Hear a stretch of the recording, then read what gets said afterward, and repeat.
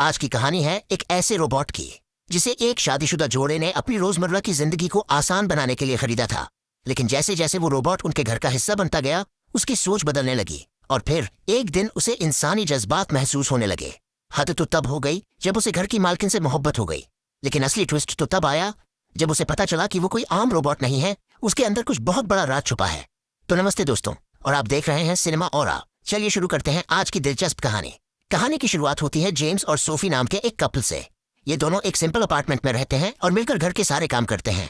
James के हालात कुछ खास अच्छे नहीं होते, इसलिए वो अपने अमीर पिता से दूर अपनी बीवी सोफी के साथ एक आम जिंदगी जी रहा होता है। हालांकि उसके डैड शहर के जाने माने बिजनेसमैन हैं, लेकिन किसी पुराने झगड़े की वजह से जेम्स उनसे अलग रह रहा होता है। फिर एक दिन खबर आती है कि जेम्स के पिता की मौत हो गई है और उन्होंने अपनी पूरी जायदाद और बिजनेस जेम्स के नाम कर दी है।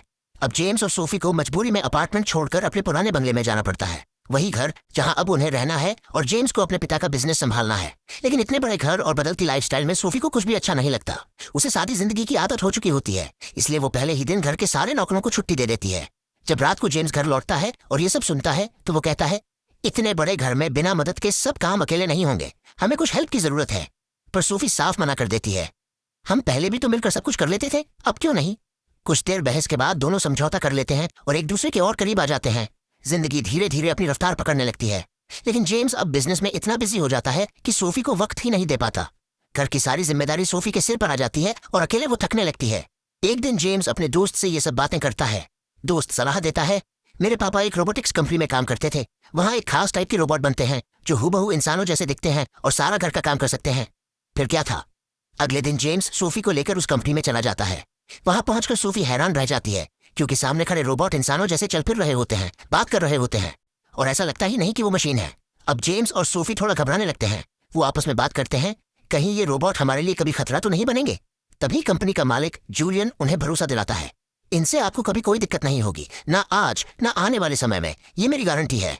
वो बताता है कि इन एआई रोबोट्स को उसके पापा ने अपनी पूरी जिंदगी लगाकर बनाया था और उसने भी अपनी आधी उम्र इन पर काम करने में गुजार दी है। फिर भरोसा दिलाने के लिए जूलियन एक डेमो देता है। वो हेनरी नाम के एक रोबोट को कमांड देता है कि वो जेम्स का जूता चाटे, और हेनरी बिना हिचकिचाहट वही करता है। ये देखकर जेम्स और सोफी को पूरा भरोसा हो जाता है। फिर वो हेनरी को खरीद लेते हैं और अपने घर ले आते हैं। घर आते ही हेनरी चमत्कार कर देता है। वो अकेले ही पूरे घर का सारा काम संभाल लेता है, जो पहले मिलकर कई नौकर भी नहीं कर पाते थे। जेम्स जब भी उससे बात करता है तो हेनरी इंसानों की तरह जवाब देता है, बिल्कुल नॉर्मल और समझदारी से। जेम्स को धीरे धीरे हेनरी से लगाव होने लगता है और वो खाली समय में हेनरी के साथ बातें करने लगता है। हालांकि सोफी को शुरुआत में हेनरी से थोड़ी झिझक महसूस होती है। उसे अजीब लगता है कि कोई रोबोट इंसान जैसा दिखे और उस जैसा व्यवहार करे, लेकिन जैसे जैसे समय बीतता है वो हेनरी के सौम्य बर्ताव और मेहनत देखकर धीरे धीरे इम्प्रेस होने लगती है। अब जब जेम्स ऑफिस चला जाता है तो सोफी घर पर अकेले रहने के बजाय हेनरी के साथ समय बिताने लगती है।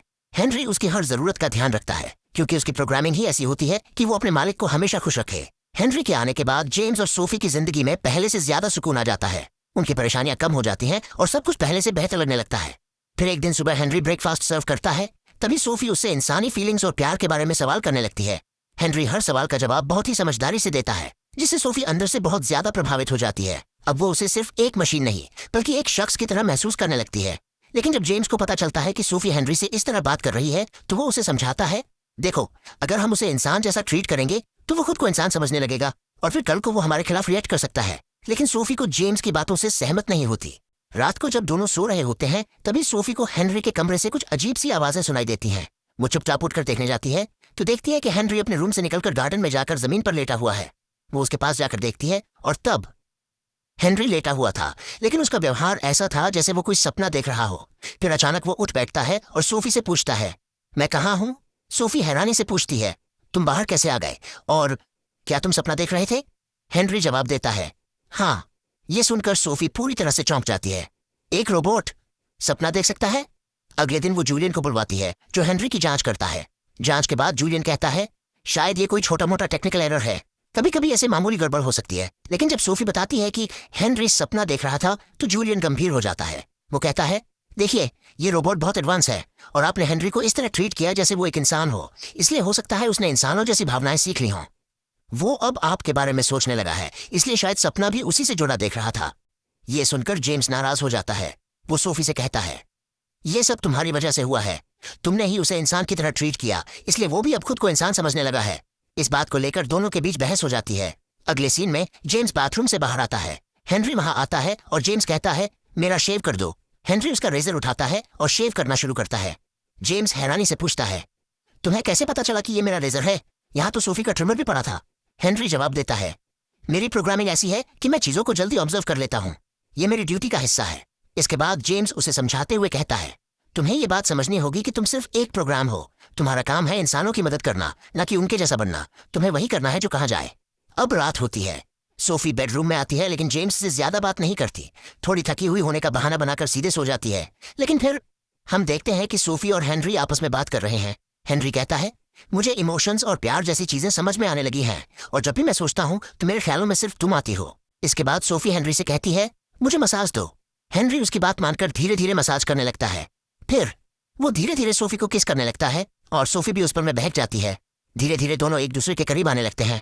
लेकिन तभी सोफी की आंख खुल जाती है। वो एक सपना देख रही थी। जेम्स पूछता है क्या तुम कोई सपना देख रही थी?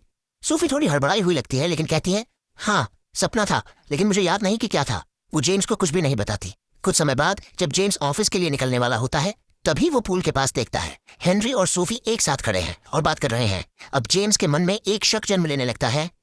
वह सीधा जूलियन के पास जाता है और गंभीर लहजे में कहता है हेनरी की वजह से मेरी वाइफ मुझसे दूर होती जा रही है और अब उसमें इमोशंस भी दिख रहे हैं। जूलियन शांत लहजे में जवाब देता है रोबोट में असली इमोशंस नहीं आते। उसे जैसा इनपुट दिया जाएगा वैसा ही आउटपुट देगा। अगर उसे किसी की इच्छा का संकेत मिला तो वह उसे पूरा करने की कोशिश करेगा। यही उसकी डिजाइन है। गुस्से से तमतमाया जेम्स घर लौटता है। वह हेनरी पर बरस पर डसता है आज से तुम इंसानी फीलिंग्स भूल जाओ। हेनरी प्रोग्राम के मुताबिक सोफी को आकर बताता है जेम्स ने मुझे तुमसे कम बात करने को कहा है। ये सुनकर सोफी भड़क उठती है। वो जेम्स से उलझ जाती है। झगड़ा इतना बढ़ता है कि सोफी रोते रोते घर छोड़कर चली जाती है। अगले सीन में जेम्स और हेनरी वीडियो गेम खेल रहे होते हैं। हेनरी शांत सा समझाता है पहले तुम और सोफी साथ में वक्त बिताते थे। बिजनेस के कारण तुम व्यस्त हुए तभी मुझे लाया गया। सोफी ने मुझे इंसान की तरह ट्रीट किया और यहीं से गलतफहमी पैदा हुई। मगर जेम्स मन ही मन यह बात समझ नहीं पाता। बाथरूम में शेव करते वक्त जेम्स मजाक में हेनरी को एक अजीब सा कमांड दे देता है। हेनरी बिना सवाल किए उसे पूरा कर देता है। अगली सुबह जेम्स को अपनी गलती का एहसास होता है। ऑफिस निकलते निकलते वह सोफी को कॉल करता है प्लीज घर लौट आओ। सोफी वापस आ जाती है। हेनरी उसकी मसाज कर रहा होता है तभी वह सोफी को हल्का सा किस कर देता है। सोफी पल भर के लिए चौंकती है पर उसे बुरा भी नहीं लगता। फिर हेनरी सीधा बोल देता है मुझे लगता है मैं तुमसे प्यार करने लगा हूँ।